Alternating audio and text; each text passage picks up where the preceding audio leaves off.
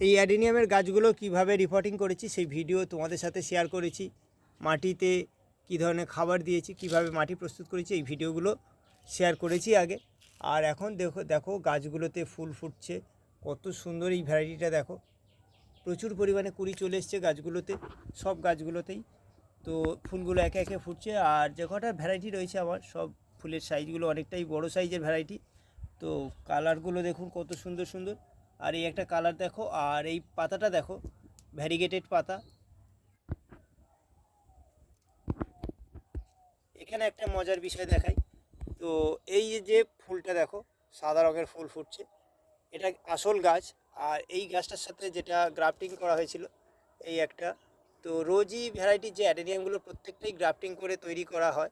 তো গ্রাফটিংয়ের নিচের অংশের এই ডাল থেকে এইটা সাদা ফুটেছে, আর ওপরের অংশে এটা যেটা আছে লাল রঙের একটা ফুল।